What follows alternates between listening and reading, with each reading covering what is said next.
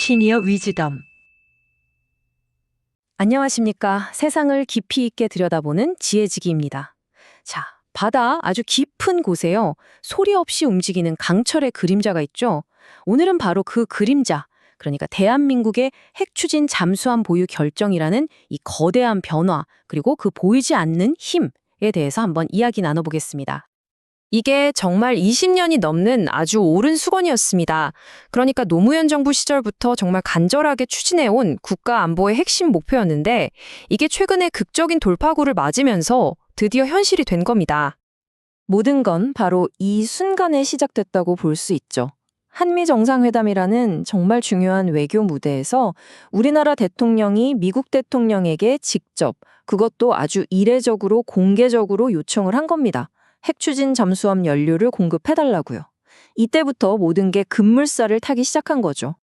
사실 이렇게 갑작스러워 보이는 합의가 알고 보면 20여 년 동안 이어진 끈질긴 전략적인 염원의 결과물인 셈입니다. 이걸로 대한민국 안보 역사에 정말 새로운 장이 열리게 된 건데요. 자, 그런데 말이죠. 도대체 왜 이 기술 하나가 역사의 흐름을 바꿀 만큼 중요하다고 하는 걸까요? 네, 그렇다면 도대체 왜 핵추진 잠수함을 두고 게임 체인저라고까지 부르는 걸까요? 기존 잠수함하고는 뭐가 그렇게 다르길래 이렇게까지 중요하다고 하는 건지 그 보이지 않는 힘의 차이를 지금부터 한번 자세히 들여다보겠습니다. 기존의 디젤 잠수함하고 핵추진 잠수함의 차이를 아주 쉽게 비유하자면요. 마치 무궁화호 기차랑 KTX의 차이 같다고 할 수 있어요. 이게 단순히 속도만 다른 게 아닙니다. 가장 결정적인 건 물속에서 버틸 수 있는 시간, 바로 지구력인데요. 이건 뭐 비교 자체가 불가능할 정도입니다. 그러니까 디젤 잠수함은 배터리를 충전해야 하니까 주기적으로 물 위로 올라와야 하거든요. 그런데 핵추진 잠수함은 그럴 필요 없이 몇 달이고 깊은 바닷속에 그냥 머물 수가 있는 거예요.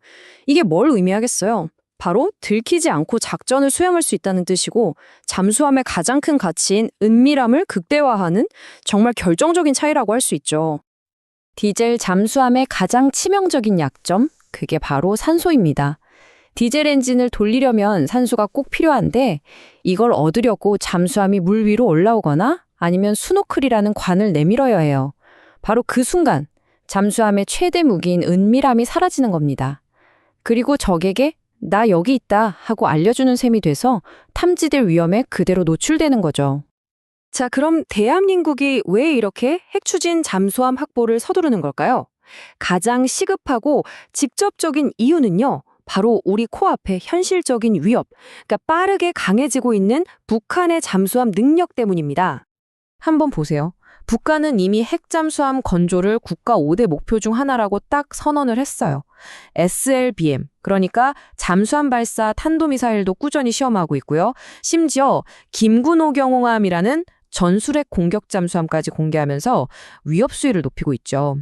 여기에 더해서 러시아로부터 핵심 기술을 이전받을 수 있다는 우려까지 나오면서 이제 북한의 핵추진 잠수함 보유는 더 이상 만약의 문제가 아니라 언제의 문제, 즉 눈앞에 다가온 현실이 되고 있는 겁니다.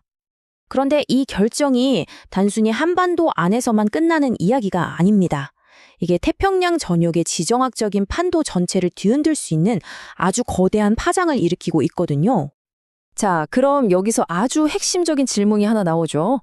지난 20년 동안 그렇게나 반대했던 미국이 도대체 왜 지금 이 시점에 갑자기 입장을 바꿔서 동의를 해준 걸까요? 이 질문에 대한 답은요, 한반도를 넘어서 미국이 그리고 있는 훨씬 더 큰 그림 속에서 찾아야 합니다. 지금 미국의 최우선 과제, 그건 바로 인도 태평양 지역에서 점점 커지는 중국의 영향력을 견제하는 겁니다. 그래서 미국에 뭐라고 있냐면요, AUKS나 쿼드처럼 동맹국들의 힘을 키워서 안보 부담을 같이 나누는 이른바 역할 분담 전략을 쓰고 있는 거죠. 이 전략에서 강력한 해군력을 가진 한국은 정말 중요한 파트너로 떠오른 거고요. 결국 한국의 핵추진 잠수함 보유를 승인해 준 건 바로 이 큰 그림을 완성하기 위한 아주 중요한 한 조각이라고 볼 수 있는 겁니다. 그렇다면 미국의 가장 큰 라이벌이죠. 중국의 반응은 어떨까요? 여기서 좀 흥미로운 점이 있는데요. 과거에 사드를 배치했을 때는 정말 엄청난 경제 보복까지 하면서 격렬하게 반대했던 중국이 이번에는 핵 비확산 의무나 잘 지켜라는 식의 원론적인 입장만 내놨다는 거예요. 왜 그럴까요?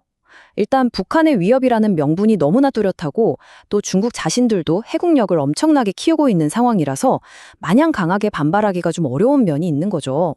물론 이게 미중 관계를 고려한 일시적인 전술일 가능성도 완전히 배제할 수는 없겠죠. 하지만 이 합의는 이제 겨우 시작일 뿐입니다. 실제로 잠수함을 만들어서 바다에 띄우기까지는요, 앞으로 아주 길고 험난한 과정이 남아 있습니다.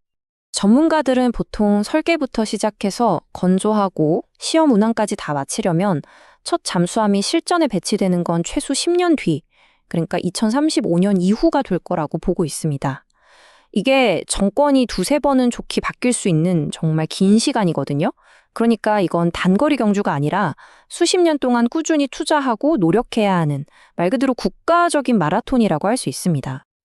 그리고 이 길고 긴 여정의 끝에 다다르면 대한민국은 강대국의 상징이라고도 할 수 있는 핵추진 잠수함을 운용하는 미국, 러시아, 중국, 영국, 프랑스, 인도에 이어서 세계에서 7번째 국가라는 아주 특별한 위상을 갖게 되는 겁니다. 이제 대한민국은 국제안보 무대에서 완전히 새로운 역할을 맡게 될 겁니다. 이건 그냥 무기 하나가 더 생기는 차원을 넘어서요. 국가의 위상 자체가 달라진다는 걸 의미하죠.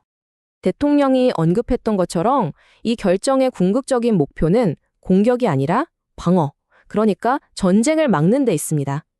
전쟁을 막는 가장 위대한 방법은 압도적인 힘을 갖는 것이다. 이런 말이 있죠. 바로 이 말처럼 상대방이 감히 도발할 생각조차 못하게 만드는 그런 강력한 억제력을 갖추겠다. 이런 전략적인 원칙이 그 바탕에 깔려 있는 겁니다. 자, 과연 대한민국의 핵추진 잠수함은 평화를 지키는 든든한 방패가 될까요? 아니면 주변국의 군비 경쟁을 촉발하는 신호탄이 될까요? 그 미래는 아직 정해지지 않았습니다. 그리고 그 선택은 우리에게 달려 있겠죠? 이 보이지 않는 힘이 앞으로 한반도와 태평양의 미래를 어떻게 그려나가게 될지 우리 모두가 계속해서 지켜봐야 할 대목입니다. 오늘 제가 준비한 이야기는 여기까지입니다. 함께 해주셔서 감사합니다. 지혜직이었습니다. 구독과 좋아요는 영상 제작에 큰 힘이 됩니다.